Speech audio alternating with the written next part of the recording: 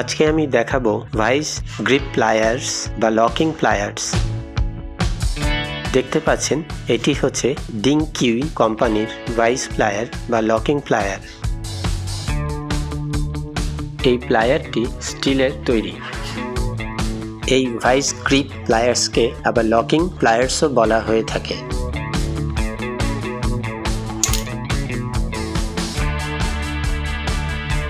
এখানে একটি হ্যান্ডেল দেওয়া রয়েছে, অ্যাডজাস্ট করার জন্য একটি বোল্ট দেওয়া রয়েছে। এটি হচ্ছে অ্যাডজাস্টিং স্ক্রু। এখানে যে হ্যাংস কি অ্যাডজাস্টিং স্ক্রুটি দেখতে পাচ্ছেন, এই অ্যাডজাস্টিং স্ক্রুটি যদি আপনি ডান দিকে ঘোরান, ভাইস গ্রিপ প্লায়ারের মুখটি আস্তে আস্তে ছোট হবে, আর যদি বাম দিকে ঘোরান তাহলে ভাইস গ্রিপ প্লায়ারের মুখটি আস্তে আস্তে বড় হবে। এই ভাইস গ্রিপ প্লায়ার্সটি দিয়ে অনেক রকমের কাজ করা যায়।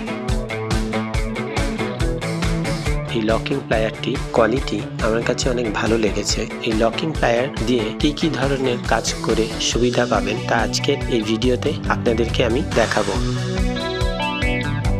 এর ভিতরে খুব শক্তিশালী একটি স্প্রিং দেওয়া রয়েছে, যার মাধ্যমে এটি খুব শক্তভাবে যে কোনো জিনিসকে ধরে লক করতে পারে।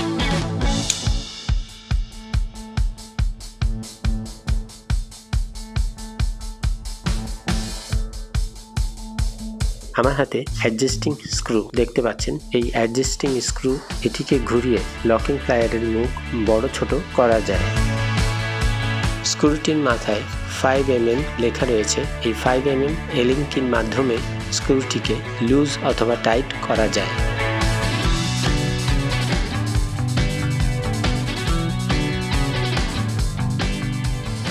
আমার হাতে দেখতে পাচ্ছেন একটি এলিং কি রয়েছে, এটিও 5 mm। এই এলিং কির মাধ্যমে আমি এই স্ক্রুটিকে ঘুরিয়ে লকিং প্লায়ারের মুখটি ছোট বড় করতে পারবো। এই লকিং প্লায়ারটি যখন লক হয়ে যায়, এই হ্যান্ডেলটির সাথে আরেকটি হ্যান্ডেল রয়েছে, এটাকে চাপ দিলে এই লকিং প্লায়ারটি খুলে যায়।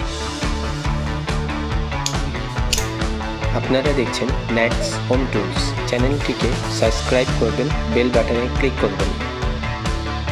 আমার হাতে একটি নাট বোল্ট রয়েছে। এই নাট বোল্টটিকে যদি লকিং প্লায়ার দিয়ে শক্তভাবে ধরতে চান, এই প্লায়ারের মুখটি এই বন্ধ অবস্থায় থাকে। দেখতে পারবেন নাট বোল্টটির গায়ে দাগ পড়ে যাবে এবং লকিং প্লায়ারের যে দাগগুলি দেখতে পাচ্ছেন সেগুলো ক্ষতিগ্রস্ত হবে।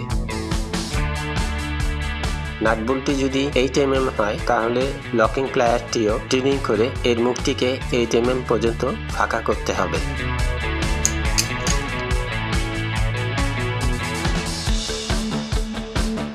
নাট বোল্টটিকে আরো শক্তভাবে ধরার জন্য অবশ্যই এলিং কির মাধ্যমে অ্যাডজাস্টিং স্ক্রুটিকে আরো টাইট করে দিতে হবে।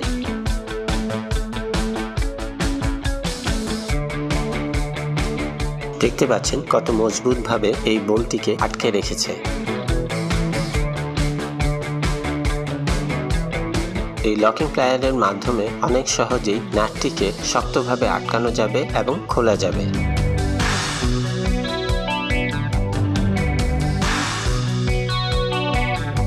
এই ভাইস গ্রিপ প্লায়ার দিয়ে গোলাকার, চ্যাপ্টা, 3 কোণা, 4 কোণা যে কোনো জিনিসকে খুব শক্তভাবে ধরে আটকে রাখতে পারবেন। লকিং প্লায়ারের এই অংশটি যে দেখতে পাচ্ছেন, এটি হচ্ছে লকটিকে খোলার জন্য। নিচের দিকে চাপ দিলে এই লকটি খুলে যাবে। দেখতে পাচ্ছেন কত সহজেই লকটি খুলে গেছে। ভাইস গ্রিপ প্লায়ার্সের মাধ্যমে এই কাঠের টুকরাটিকে শক্তভাবে ধরে কাটতে পারবেন অথবা ড্রিল দিয়ে ছিদ্র করতে পারবেন। দেখতে পাচ্ছেন কাঠের টুকরাটি কতটুকু মোটা। আমার প্লায়ারের মুখটি এখন অনেক ছোট আছে। এখন আমি অ্যাডজাস্টিং স্ক্রুর মাধ্যমে এই প্লায়ারের মুখটি কাঠের টুকরার যতটুকু মোটা ঠিক অতটুকু ফাঁকা করে তারপর কাঠটিকে ধরব।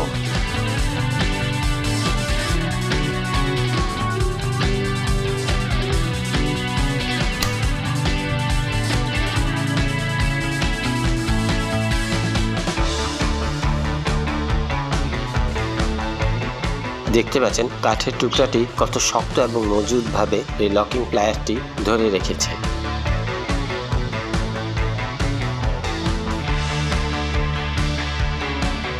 কাঠের টুকরাটি যদি লুজ থাকে তাহলে অ্যালেন কির মাধ্যমে অ্যাডজাস্টিং স্ক্রুটি ঘুরিয়ে আরো শক্তভাবে আটকানো যাবে। অ্যাডজাস্টিং স্ক্রুর মাধ্যমে এই লকিং প্লায়ারটি আরো শক্তভাবে কাঠের টুকরাটিকে ধরে রাখবে।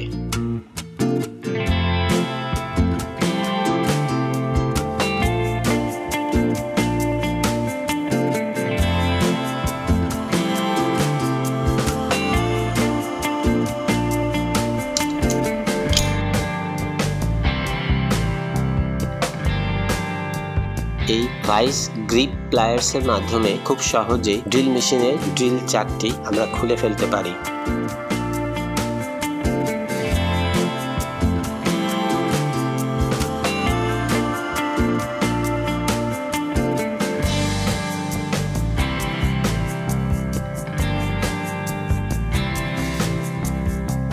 আমার হাতে দুটি লোহার টুকরা দেখতে পাচ্ছেন, একই সাথে ধরে যদি ড্রিল করতে চান বা ওয়েল্ডিং করতে চান তাহলে এই ধরনের নর্মাল প্লায়ার দিয়ে ধরলে এটি খুব সহজেই নড়াচড়া করছে।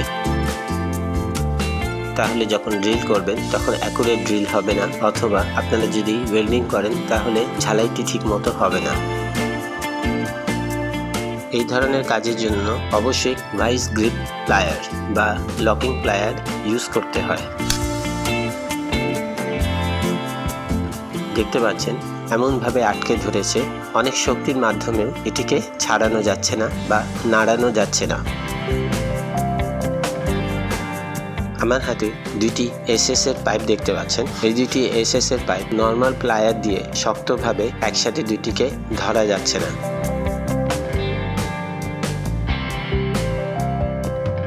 এখন আমি লকিং প্লায়ার দিয়ে খুব সহজেই এই দুটি এসএস এর পাইপকে মজবুতভাবে আটকে দিতে পারবো।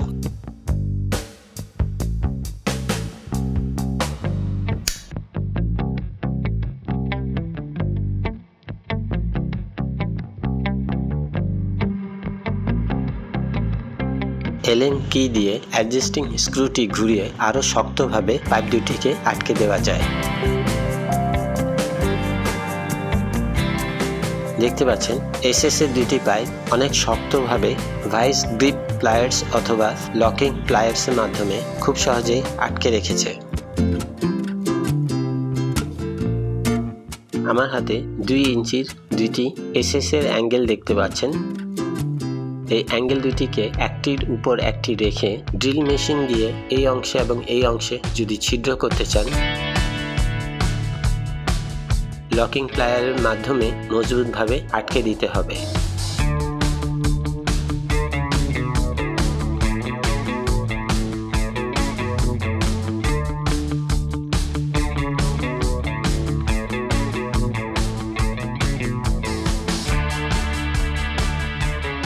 কাঠের টুকরাটির মধ্যে একটি লাইনার বিয়ারিং আটকে গেছে। এই লাইনার বিয়ারিংটিকে আমি কোনোভাবেই খুলতে পারছি না। দেখতে পাচ্ছেন এটি হচ্ছে লাইনার বিয়ারিং। এই লাইনার বিয়ারিংটিকে কাঠের টুকরা থেকে বের করার জন্য লকিং প্লায়ারটি ব্যবহার করব।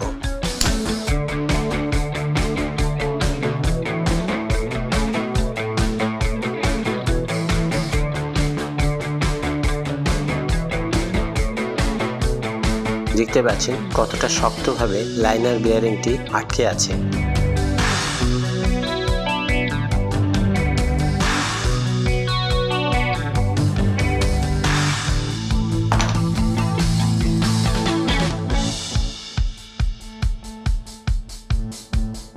লকিং প্লায়ার দিয়ে খুব সহজেই লাইনার বিয়ারিংটি বের করে ফেললাম। আমার হাতে একটি তালা দেখতে পাচ্ছেন। এই তালাটি চাবি দিয়ে খোলার পরেও এটির মুখটি আটকে আছে। ভাইস গ্রিপ প্লায়ার অথবা লকিং প্লায়ার দিয়ে খুব সহজেই এটিকে টান দিয়ে ধরে লকটিকে খুলে ফেলব।